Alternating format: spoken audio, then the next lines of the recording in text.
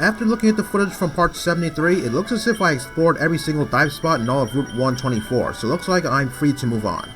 But first, I'm going to go back to Moss Deep City to heal up, since Regice used up quite a bit of power points for both Thunderbolt and Ice Beam. Well, mostly Thunderbolt. Okay, and after that, I'm going to go to Route 125 and fight the trainers there. But before I do that, I'm going to put Ninetales back in the party, since I don't think I need Tentacool right now, since there are no dive spots on Route 125.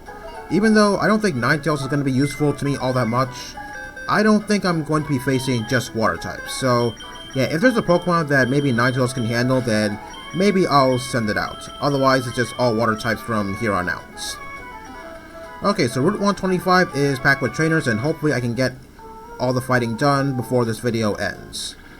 Okay, there's one person that's above me on a floating island that's not very far away from me, so let me see if I can try and get there without any random encounters. Okay, there we go. And here he is right now. Okay, I'm going to come back to the starters for a second, because I don't think I was very specific to my exclamation from last video. I said that Dark Ghost and Fighting are pretty frequently used on the fully evolved starter Pokemon, but I actually left out the fact that I didn't say that the only dual type starters that don't have those typings are the Pokemon I mentioned from last video. So yeah, sorry about that. I don't think I was very specific. But still, if those fully evolved starters from Scarlet and Violet end up getting those types, then okay, I don't think I see anything wrong with that. Although, looking at Grass Dark, yeah, you might want to stay away from bug moves. Even though, like I said previously, bug types are kind of redundant. You don't really see them all that much. But still, it all depends on what the stats of those Pokemon are.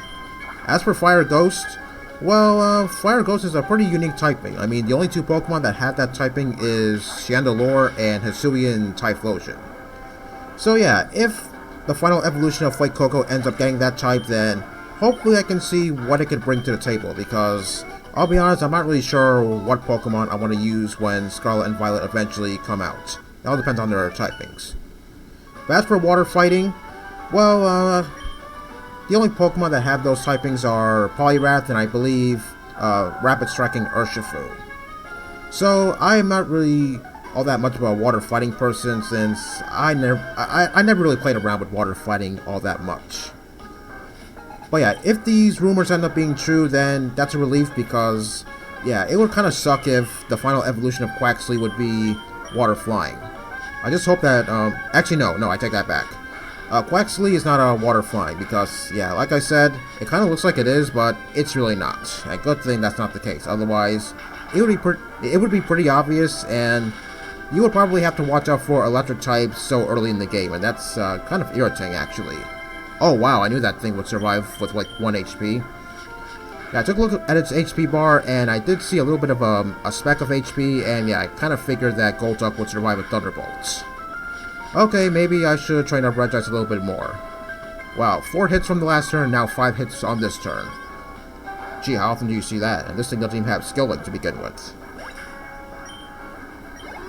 So yeah, whatever these typings of the final evolutions are, hopefully they have some pretty decent stats.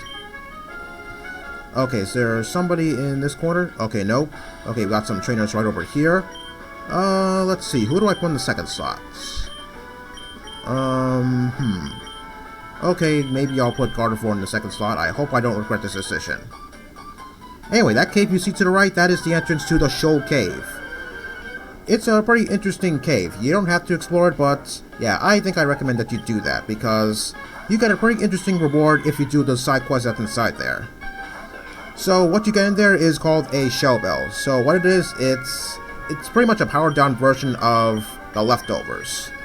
So whatever damage you do to your opponents, you'll get 1/10 of your HP back, or 10% of your HP back. So yeah, I guess I'm not exactly a fan of it, but I do like it. So yeah, once I get done fighting these trainers, hopefully I could get in there. Not only that, it's also worth pointing out that it's the only time-based event in this entire game.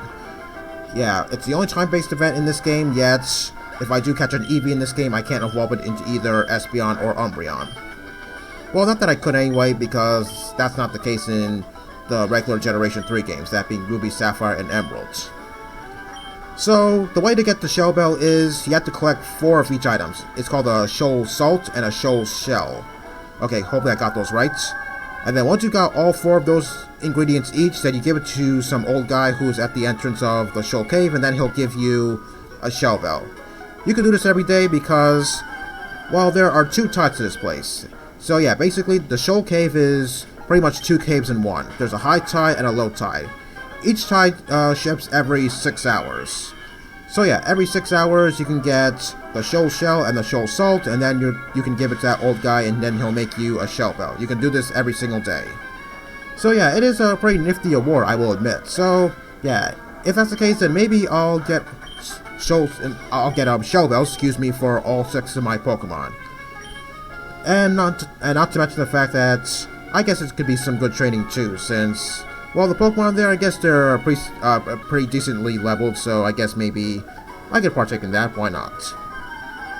So for the high tide, well, I'll be honest, it's kind of short, since, yeah, it's pretty much just surfing around and collecting all the shoal shells, I believe? I hope I have that right. I think it is the shoal shells. Oh, Sweet Kiss? Oh, no, not that. Yeah, I guess Love This is pretty fast, I hope it is. Yeah, it's best known for doing something like that. Okay, well at least I connected with the Thunderbolt, that's good. And when the tide is low, then you get the Shoal Salt instead. I'll be honest, the low tide, I think I like that one the best because it's a lot longer than the high tide. The high tide is just pretty short. But for the low tide, I guess, yeah, it's pretty good. The way to Moss Deep City, it's right down there. Okay, let me see if I can fight these 2 trainers at the same time. Okay, I think I'm safe to put Ninetales in the front. Hopefully there's not going to be any nasty surprises. Okay, now. Okay, getting these 2 together so that way I can fight them, it's kind of complicated actually, because occasionally one of the trainers looks away, and that means I have to fight them like one at a time. Expert Oron? That's a pretty unusual name to give to somebody. I never met anyone with that sort of name. Anyway, in Omega Ruby and Alpha Sapphire, I guess maybe I like going inside the Shoal Cave the most since, well, I guess I experienced the 3D graphics of the Shoal Cave, even though, well, I'm mostly used to the low tide since, yeah, I guess I love playing around with the low tide. But I will admit one thing, it is pretty long to get all the ingredients because of all the massive amounts of random encounters I'm going to have to face. But if I was playing Omega Ruby and Alpha Sapphire, after the first time I give all 4 of each ingredient to that old guy, he's going to not just give me the Shell Bell, but he's also going to give me the Slowbro Knights. Yeah, that will cause Slowbro to Mega Evolve. Well, Mega Slowbro, I guess you can say I kind of like its appearance, since, well, oh boy, I hope that Machamp doesn't hit Regice, otherwise I might actually die to whatever Machamp has to throw at me. Because Regice doesn't have actually, it lost quite a bit of HP thanks to that Fury Swipe from that Golduck, so hopefully Regice could survive whatever Machamp has to throw. Oh boy, submission? Okay, I hope this thing doesn't kill me. Oh, okay, whoa, that was close. Oh wow, it actually survived with that, with like 1 HP. Okay, well the good news is Machamp is pretty slow, so I don't have to worry about the possibility of it killing Regice. Okay, maybe I should have focused both my attacks on Machamp, because yeah, that was pretty scary what just happened. Okay, and he's questioning me as to why I was throwing trash into the sea. I found an unsightly bottle bobbing in the waves earlier. Oh yeah, I think I remember this. The Birdkeeper says he put a message in a bottle and put it out to sea. Okay, I'm pretty sure the expert could have seen the Birdkeeper do that. I mean, they're right next to each other. Okay, I'm not really sure if there's any more trainers in the area, but I'm just going to go back to heal because if there's just one more trainer here, then I want Regice to handle it. But not when it's at 12 HP. No thanks. Okay, I will admit that was kind of careless of me, and I almost got Regice killed because of that. Okay, hopefully I don't make that same mistake again. Because messing with something like Machamp with an Ice type like Regice is not the best idea out there. Maybe I should have switched over to Gardevoir or maybe Skarmory, or like I said, maybe I should have focused my attacks on Machamp, given the fact that maybe Machamp could have possibly killed Regice. Okay, but it's done and over with. Okay, now let me just check the area to see if there's any more trainers, because I feel like I just missed one trainer, but I had to go back for obvious reasons. Okay, is there anybody else around? Oh, yep, definitely. Yeah, good thing I checked over here because, yeah, maybe I would have missed it. I'm pretty surprised that I got through all those dive areas pretty quickly, actually. I thought maybe it would take me at least 2 videos to get all those dive areas done, because, yeah, I did mention in the movie description last video how some of those dive explorations were kind of overwhelming to me, actually. Yeah, I've never been scuba diving in my life, but I'll tell you one thing, I'm pretty sure it's not going to be as overwhelming, excuse me, as for what I did last video. Okay, is this the last trainer in all of Route 125? Let me see. Oh, okay, we got interrupted by a wild Pokemon. Because I feel like there's somebody to the right. Oh, level 13 Tentacle.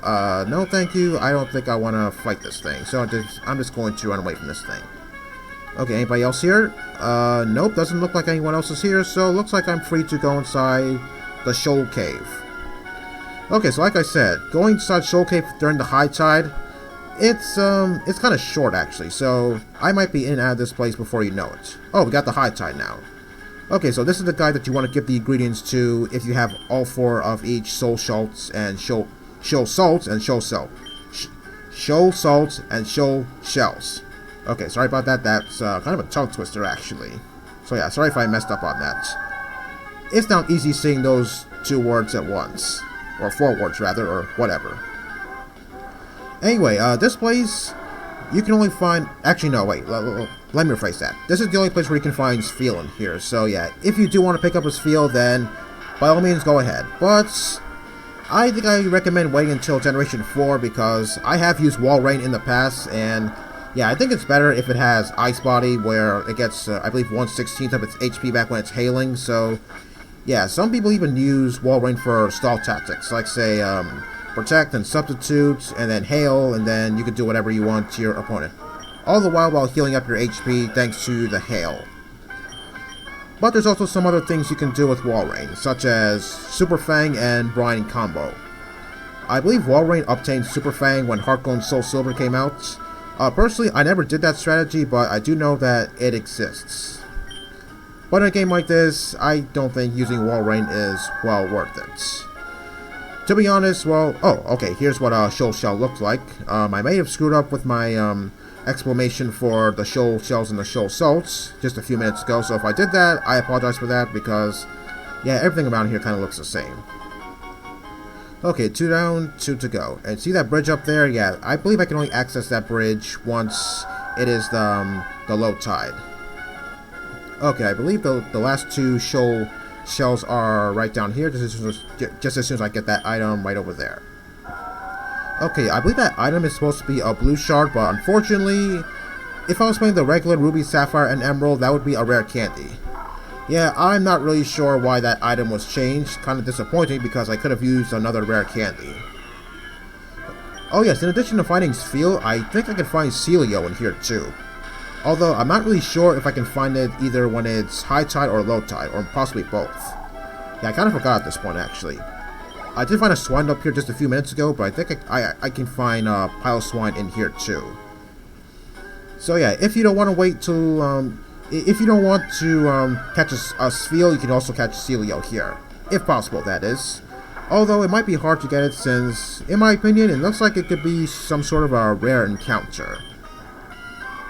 Okay, I'm not really sure if I have enough time to get whatever I need to get in here, although, yeah, looking at the time I have, maybe I could squeeze in just 1 more minute so that way I could possibly get the last 2 Shoal Shells. Okay, there's 1 there, and I believe there's supposed to be 1 right up there. Okay, yeah, don't know how I missed it the first time, guess maybe I didn't see it the first time around. Okay, this is the 3rd one, and the 4th one is right down there. Okay, let me see if I can get it before I reach 15 minutes. Oh yeah, in addition to finding Seal here, not Spheal, you can't find Spheal here, but I was talking about Seal. I believe you could also find Dugong here too. Yeah, it kind of reminds me of, what was that place? The Seafoam Islands back in Fire Red and Leaf Green, where I think I found Dugong in the Seafoam Islands. Yeah, it's kind of surprising that I could find a Pokemon like that, actually. Because usually, it'd be in the water, even though I don't really see sea lions on land all that much. Sorry about that. Okay, I'm gonna grab this Shoal Shell, and I'll call it a day. See you next time.